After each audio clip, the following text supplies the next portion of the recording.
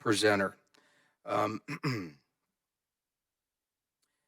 Reverend Markel Hutchins is our first presenter. Reverend Hutchins, thank you for being here. He probably traveled further than anybody else to get here today. I was stuck behind an accident.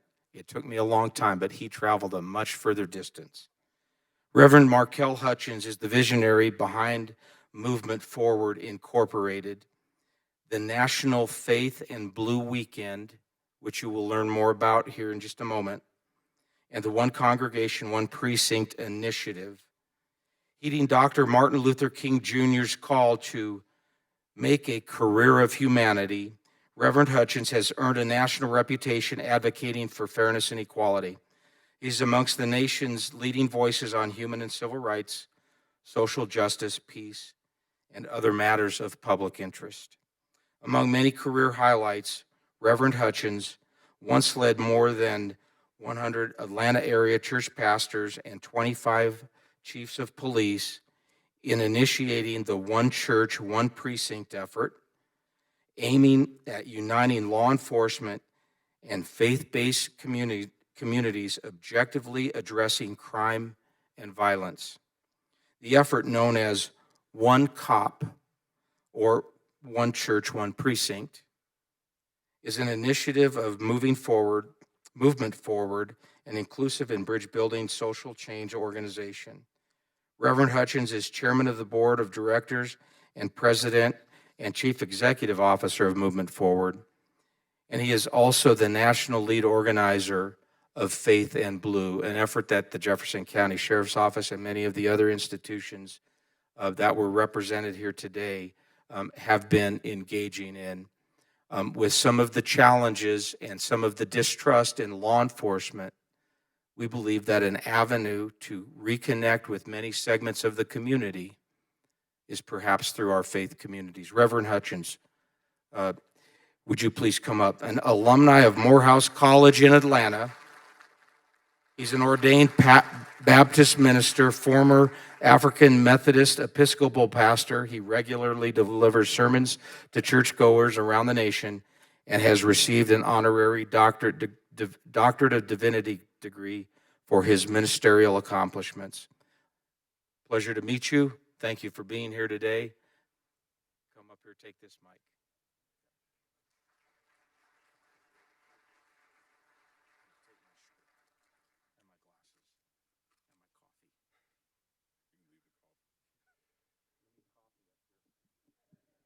Good morning.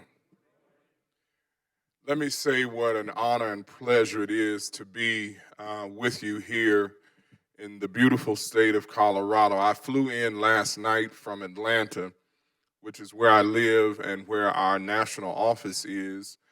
I left Atlanta last night about 7:30, and I've got a flight back to Atlanta this afternoon at 10:30. So I came a long way, Sheriff, to be here. And I'm so delighted to have been invited to join you. I'm glad to be anywhere this morning. I don't know about you, but I recognize that a divine decision was made last night to allow me to wake up this morning, and for that, I'm grateful. It's a lot of people. I go a lot of places, sheriffs, and folks act like they have another day coming, like it was owed to them. But I recognize that somewhere, someone in this community laid down last night and didn't wake up this morning. So I'm grateful to be here and anywhere. If you are grateful just to be alive, I wish you would just kind of wave your hand at me. Yeah. I want to ask a question really quickly before we get into the presentation.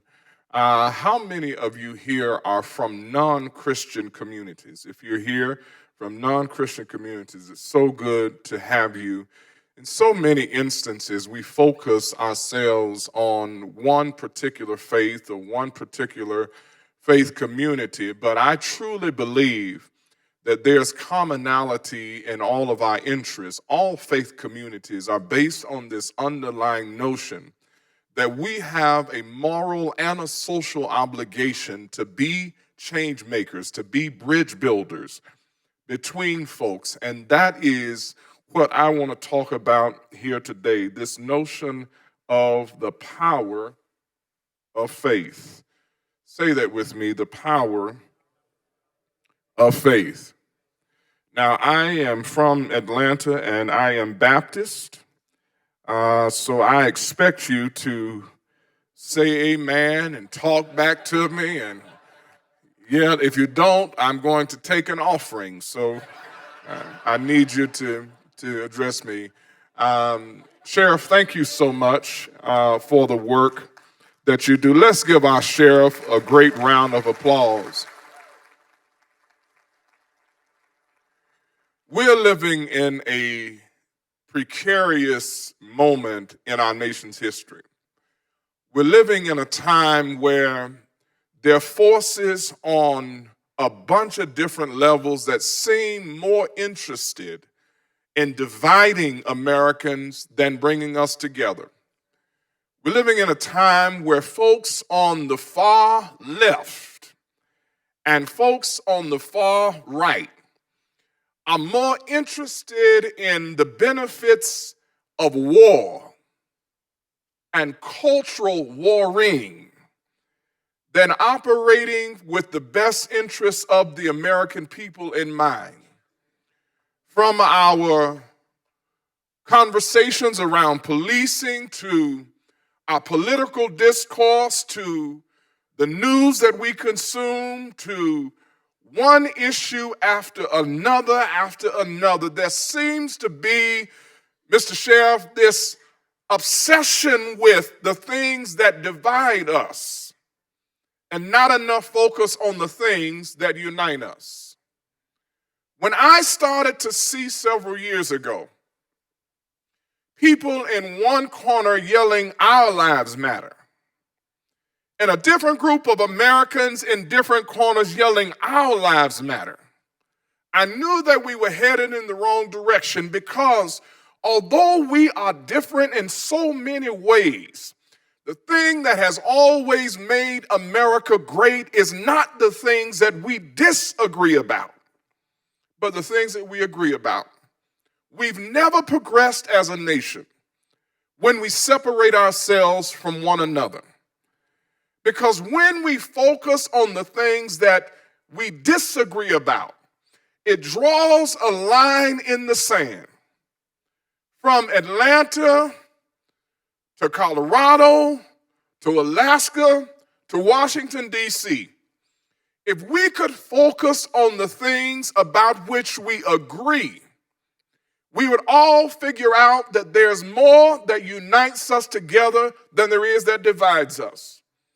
There is no limit to the good that we can do if we have the courage and capacity to sit together and reason together and recognize that there is more that we have in common than we have to disagree about. We all want the same basic things. We want fairness. We want justice. We want equality. We want our children to be able to go to school without worrying about a mass shooter walking in and shooting up their schools. We all want our constitutional, our civil rights and civil liberties protected. We all want to be able to sit and worship God or the divine or sup together and reason together and fellowship one with another without fear that a masked gunman would walk in and arbitrarily start taking the lives of those that are our brothers and sisters. We all want the same basic things. But there seems to be this obsession that we'll focus not on the things we have in common, but the things about which we disagree. The power of faith. The power of faith. Faith can move mountains. Faith can bring us together. Faith can do things in and through us that we did not think was possible. I oftentimes go to places and have conversations and have meetings with folks who want to tell me how bad things are. There's some truth. We're in a difficult place. We look at the number of violent crimes that are escalating. Difficult place. We see that too many guns are in the hands of too many mentally unstable people in too many communities. And those people have too many guns with too little training and too few parameters. We look at our schools where teachers often can't teach because they have to deal with more disciplinary issues and have to be more a disciplinarian than an educator. We see our politics have digressed to the place that in order for you to be right, I have to be wrong. In order for me to be right, you have to be wrong. In a difficult place. Our children are choosing at an alarming rate pathways of living that separate them from the divinity that is within them. So in a lot of ways, it is a dark time. But I just believe every time I go to a city and speak to a gathering like this, I believe that our darkest hours are always just before the brink of a new dawning. I believe that America will emerge from this moment stronger, better, more united than ever before. Why do I believe that? Because we've always been able to depend on the power of our faith. That faith that is the substance of things hoped for, the evidence of things not seen. Some folks say to me, how can you be so optimistic, Reverend Markel? Don't you see that from 2021, the number of officers that died in the line of duty doubled in a single year? I see it. Don't you see violent crime is escalating in some of our most vulnerable communities? I see it. Don't you see that our criminal justice system continues to be flawed and lock too many people up instead of lift them up? I see it. But still, I've got faith because I believe in the power of God and I believe in the power of one another. It's my faith in God and my faith in you that tells me that we will come out on the other side better, not bitter, stronger, not strained, healed, not hurting. That's why I believe in the power of faith. And it was that faith 3 years ago that caused us to create National Faith and Blue Weekend. I saw what was happening with law enforcement community engagement. We saw incidents where law enforcement professionals had been in controversial incidents.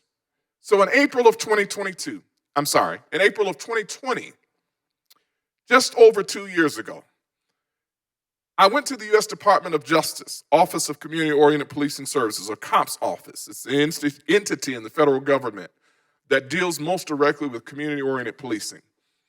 I went to them with this idea of leveraging faith to build bridges between law enforcement and communities for several purposes. Number one, because our faith-based organizations are the largest body of volunteers of any kind in America. More people engage in faith-based services. More volunteers are part of faith-based organizations than any other kind of institution in this nation. And I believe that every faith-based organization that is represented in this room and everyone in this country is an ideal entity to build bridges between your law enforcement agencies, this sheriff's office, your local police department, and every other law enforcement agency in this jurisdiction, and the people that are in the community surrounding you. Let me tell you, I'm among faith leaders. The reason why some of our churches and synagogues, mosques, temples, and other faith-based organizations have seen a decline in engagement is not because people believe in God less, but it's because we have ceded this moment to non-faith-based institutions. There's never been a movement for positive change in America that was not anchored in the faith space. I am a student of the civil rights movement. I was mentored by all of those folks that worked closely with Martin Luther King Jr., including his wife, Mrs. Coretta Scott King. What made the civil rights movement successful was it was Reverend Martin Luther King Jr., Reverend Ralph Abernathy, Reverend John Lewis. It was Reverend C.T. Vivian and Freddie Lee Shuttlesworth and Joseph Lowry and Andrew Young and Hosea Williams. Those were faith-based people. So their objective was not to demonize America, but to redeem the soul of America. That's what made the civil rights movement successful. It was a faith-based proposition that called our nation to a higher plateau of destiny and a more noble expression of humaneness. The biggest problem that I have with a lot of the protests and demonstrations that we've seen across this community and around the country is they're angry. They're mad. We don't do any good when we're mad. Go home and get mad with your spouse and see how far that gets you. So in 2020, I knew what America needed was faith. Faith-based organizations, a renewed faith in one another, faith in our law enforcement professionals. Why? Because blessed are the peacemakers, for they shall be the children of God. There's something divine about law enforcement. There's something godly about being willing to lay down your life for a stranger. That's a faith-based proposition. There's a natural tie in kinship between faith-based organizations and law enforcement. So, when we started to see all the tensions, we brought all of the national law enforcement organizations together and created National Faith and Blue Weekend. The mission of National Faith and Blue Weekend is to facilitate safer and stronger communities by engaging law enforcement officers and local residents together through the connections of faith-based organizations. Why? Because faith-based organizations, again, assemble more people in your local neighborhood, in your local community, than any other kind of institution. If you combine all the schools, all the civic organizations, all of the other kinds of organizations across this county, across this region, they still would not number the number of faith-based organizations. We in the faith community are the most ideal, we are the best hope that law enforcement has for building safer, stronger, and more unified communities. Every faith-based organization represented here should have an ongoing relationship, not just a once a year, but an ongoing relationship, not just with the sheriff, not just with the chiefs, but with the law enforcement professionals that police in your communities every day. They are the ones that need the support. Law enforcement professionals are leaving the law enforcement profession like never before. Departments across this country are struggling to retain the talent that they have, and the hiring rate for police officers and sheriff's deputies is at a historic low. We have to change this narrative. We have to change the conversation. And let me share something with you. There was a survey done recently that found that more than 80% of Hispanic and African Americans want the same or more law enforcement. More than 90% of white Americans want the same or more law enforcement. This narrative that you all have been listening to on Fox News and on MSNBC, that somehow there's this mass desire to defund the police, is just not true. Most people support overwhelmingly law enforcement. The problem that we've had is we've had what Martin Luther King Jr. called the vocal minority, speaking so loudly that they've set a false narrative and driven law enforcement professionals away from the best public service that they have an opportunity to give as law enforcement officers in our communities. What we decided to do with Faith in Blue Weekend is provide every synagogue, every mosque, every church, every temple with an opportunity to raise the voice of the silent majority. The more than 80% of people of every race and every ideology that want the same or more law enforcement. Listen, the sheriff's offices, the police departments cannot do the job of reducing crime by themselves. They need the community. And you who sit in this room right now are the key to the community because you assemble more people on a weekly basis than any other kind of institution. There are 350,000 faith-based organizations in this country. 65 million people participate in some sort of weekly service hosted by a faith-based organization.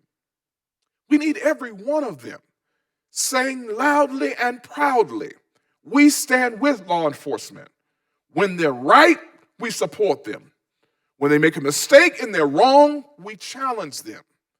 But you can only challenge those that you are in relationship with. And that's what Faith and Blue Weekend is all about. That's the mission. So the who. Gosh, this is small.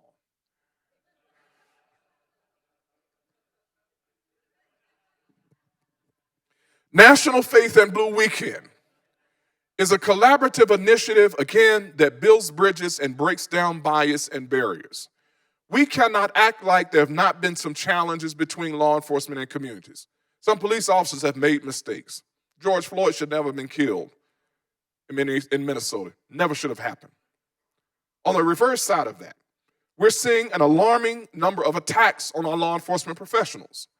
You can't call a community leader when someone walks into your church to do some harm to your parishioners. You have to call a law enforcement professional. So I don't care what your denomination, what your belief system might be. It is incumbent upon every faith-based leader to have a relationship with law enforcement. Faith in Blue is based on the premise that strong communities are built on mutual respect and understanding. Because faith-based organizations and law enforcement entities are both key pillars in any local community, when the faith community and law enforcement work together, history has proven that neighborhoods and communities thrive. Faith in Blue is an extension of our One Congregation, One Precinct initiative, which is a program of our organization.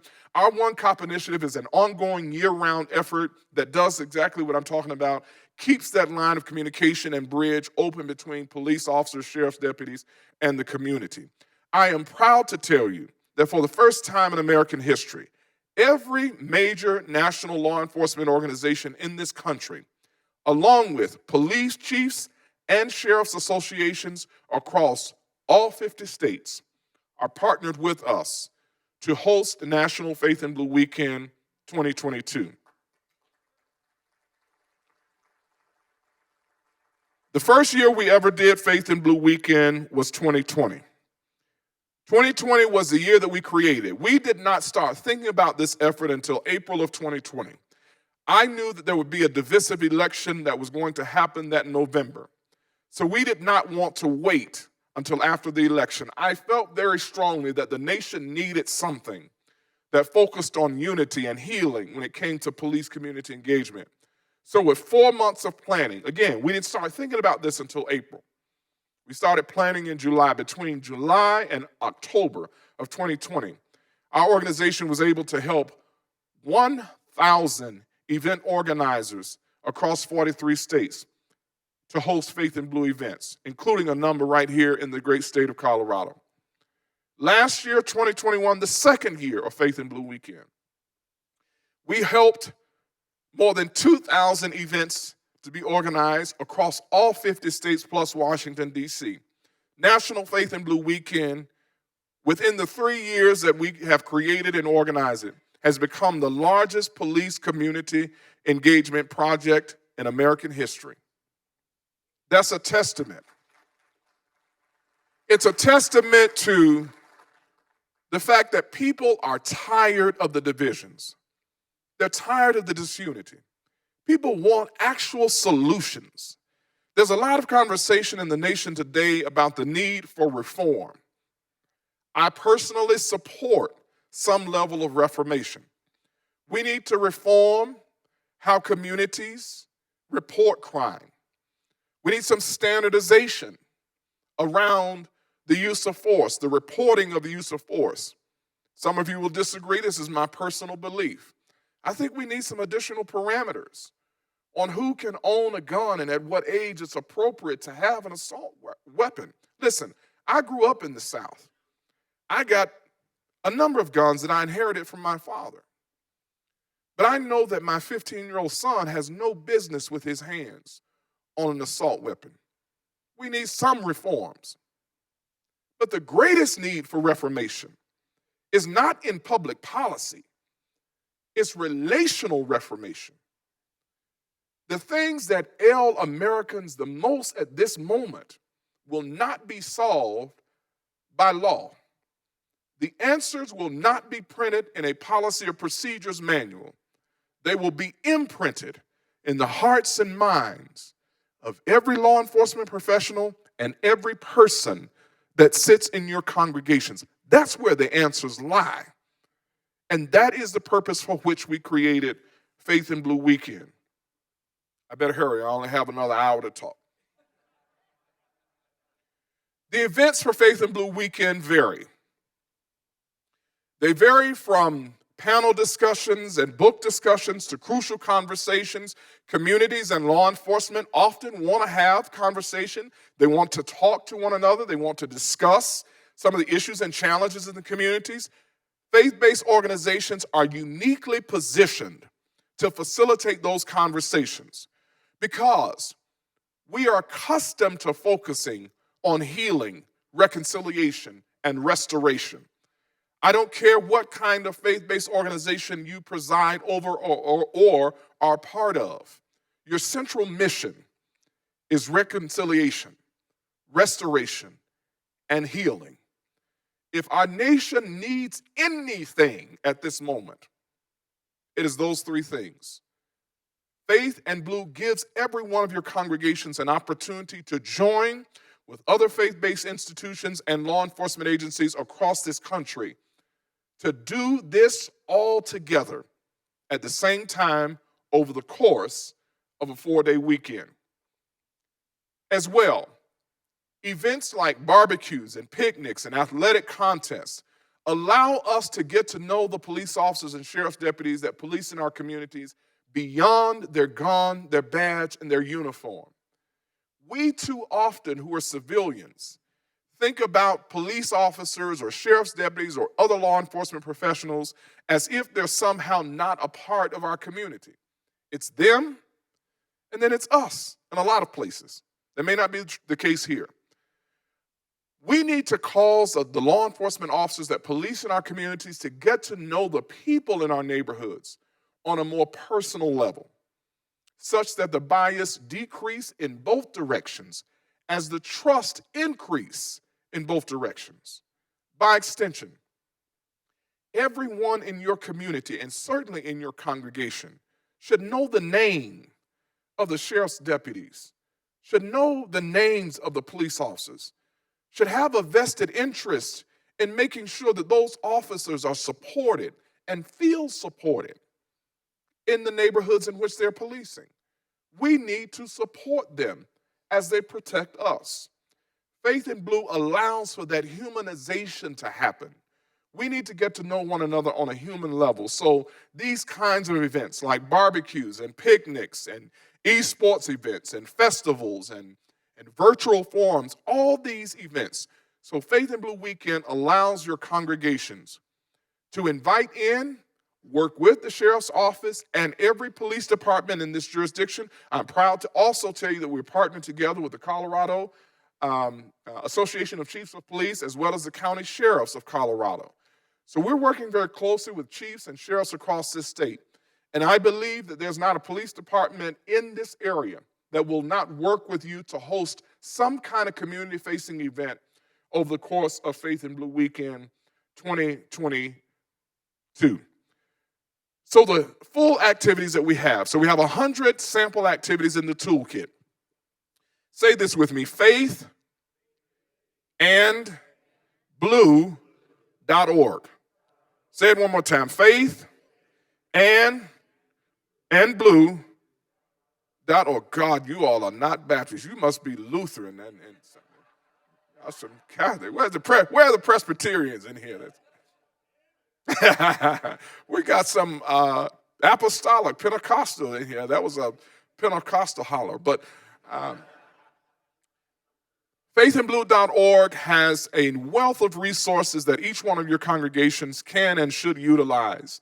There's no cost to be involved in Faith in Blue Weekend. We won't ask for anything from you. We'll take an offering if your church sends it, but we're not going to ask you for it.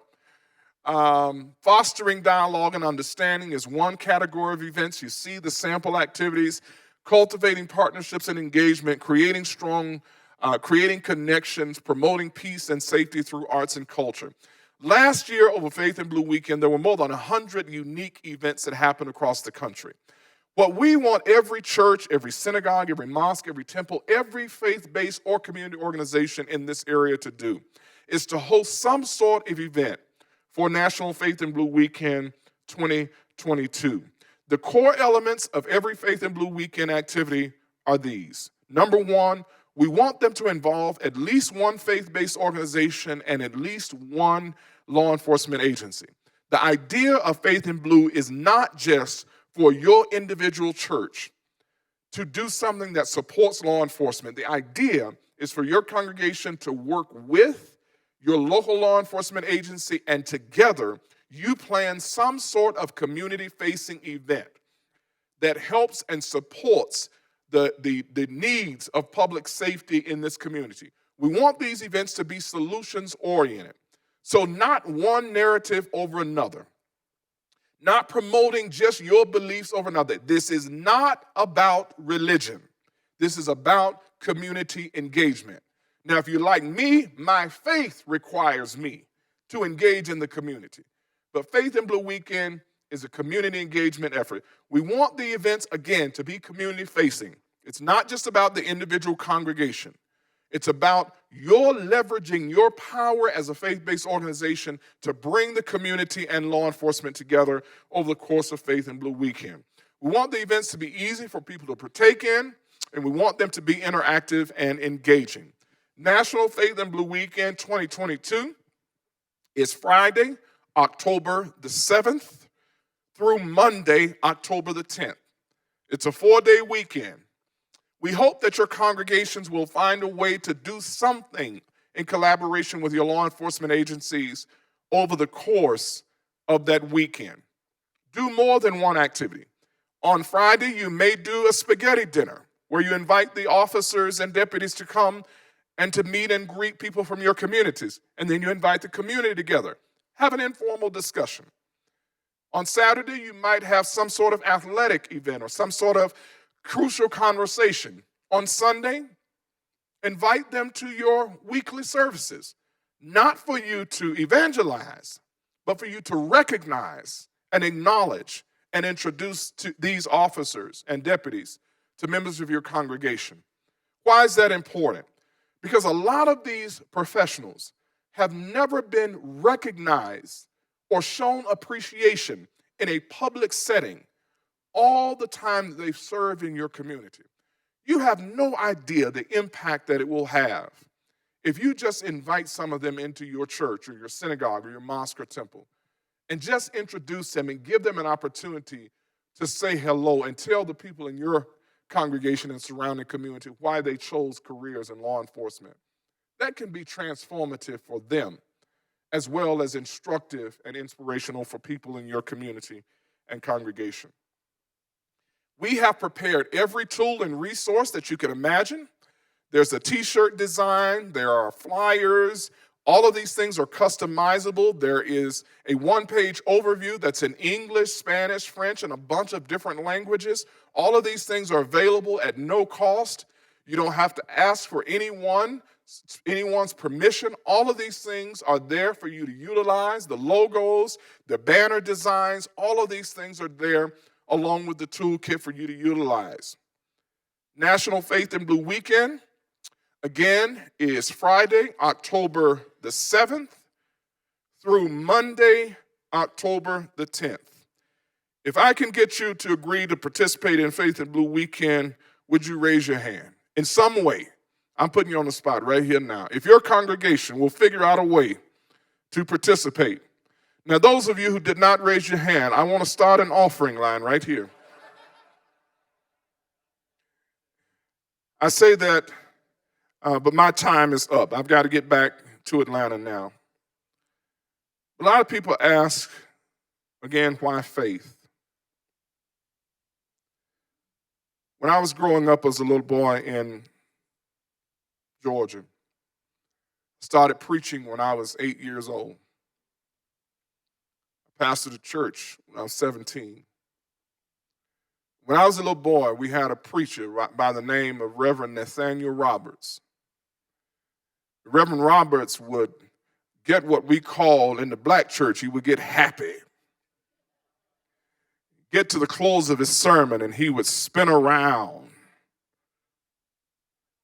in a fit of pure joy and ecstasy because of what God had done for him. And sometimes my heart, Sheriff, gets so full when I think about what God has done for me. And I believe there ought to be one or two people in here that knows that God has been good to you.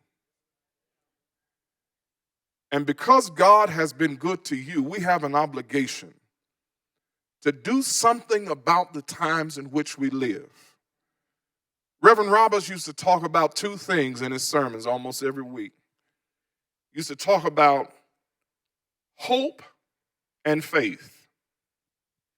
When I was a little boy growing up, I thought that hope and faith were on the same level. It wasn't until I got to be an adult that I recognized the importance of hope, but the power of faith. I was engaged to my high school sweetheart. The long and short of it is, in 2008, she was shot in the head and killed. I had to call law enforcement to solve her murder. I didn't know it was possible to hurt like that. I didn't know that that level of pain was possible. But I found out that hope wasn't enough. I couldn't just hope that law enforcement would find her killer and bring him to justice. I had to rely on faith. Hope says, whereas I'm sick in my body, therefore I wish that the doctors can find something to do for me. That's what hope says. But faith says, by his stripes, I'm healed. Hope says, our communities are in turmoil. Hope says, something needs to be done. Hope says, the police ought to get their act together. But faith says, faith without work is dead. Faith says, I'm going to be the change that I want to see in my community. Hope says, maybe things will get better. Hope says, maybe somehow, some way, somebody is going to do something to decrease crime and violence, to cause our communities to turn to each other and not on each other. But the things that I see are so difficult. All I have is hope. That's what hope says. But faith says, no matter how difficult it looks, no matter how hard it appears, if we have the faith the size of a mustard seed, we can move mountains. Faith says, I am the substance of things hoped for. And although we don't see it,